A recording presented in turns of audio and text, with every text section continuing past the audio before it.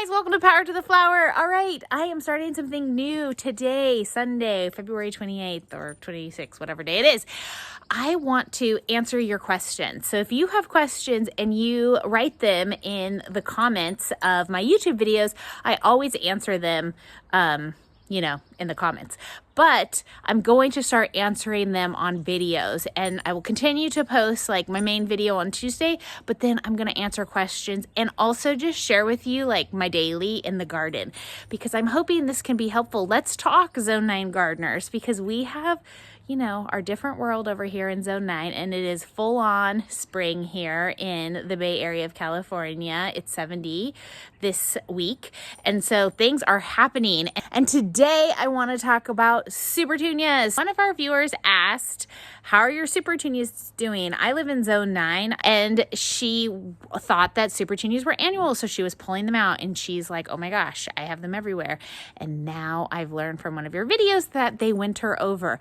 I mean, not always. They're actually listed as a Zone 10 or 11, but in my experience, the majority by far winter over. And so let me show you what they look like. Here I am, I'm watering, and this is my Supertunias.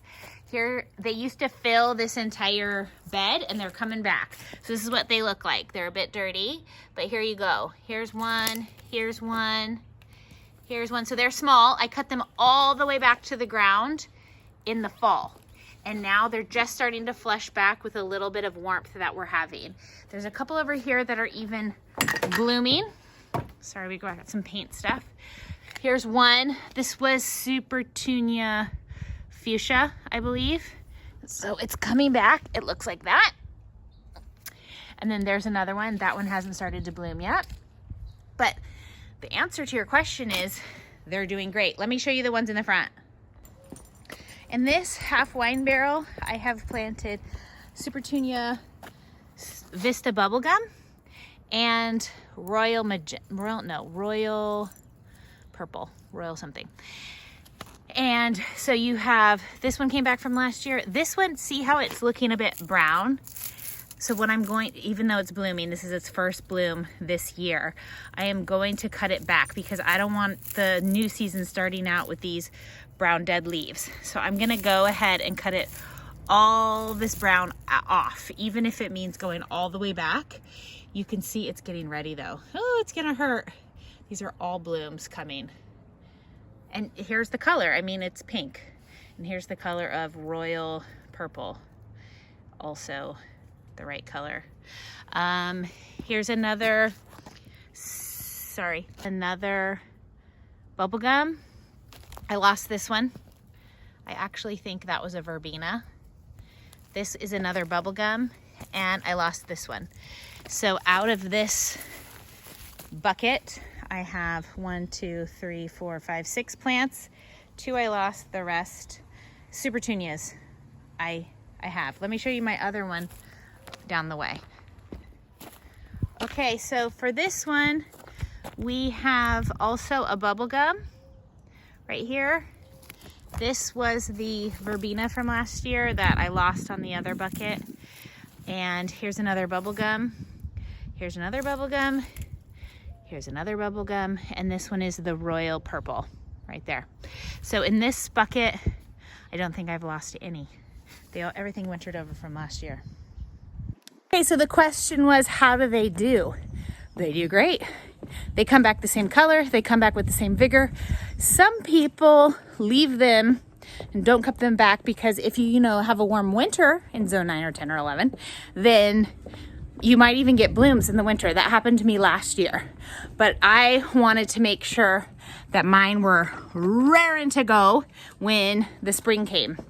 And I should have cut that one with the brown leaves back earlier, but I didn't. And now I'm kicking myself.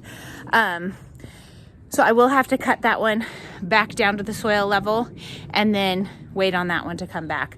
But you can see that they're very vigorous plants. These are my last ones. I'll just show them to you quick. So I have this bed back here. This is my experimental bed, the one I don't care about very much. And here, I have Snowdrift. Look at that guy. This one is the same royal purple. It's coming back, but you can see I cut this one hard and it's taking its sweet time to come back. Where else do we have some? This one's also snowdrift. I cut this one much harder. It's coming, but just slowly. And oh, this one is Bordeaux, Supertunia Bordeaux. This one I never really cut back. So see, this is what happens then. You have all of this dead. Now you could not cut it back at this point, and eventually all of that greenery will fill and cover a lot of this like brown stuff. But it just depends kind of what you want to do. If you want to start out fresh, or if you want to kind of just wait for it to cover the ugly.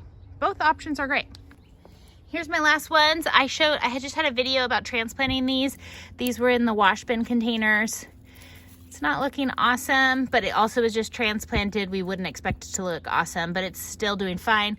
This one had a little bit of growth and now doesn't. So we might have lost this one. We just had a strong freeze. But you know what? I'm still feeling rather positive because the root system is strong and that's where it needs to come from. So I'm gonna give it at least a month to recover. Okay, so that's it. How do my Supertunias overwinter? They overwinter great. Give them a chance, and if you're in zone 9, I don't know. I'd love to hear if you're in zone 8, how yours do. If you've ever had yours overwinter. So anyways, thanks for joining me here on Power to the Flower. See you in the next one. Bye, you guys.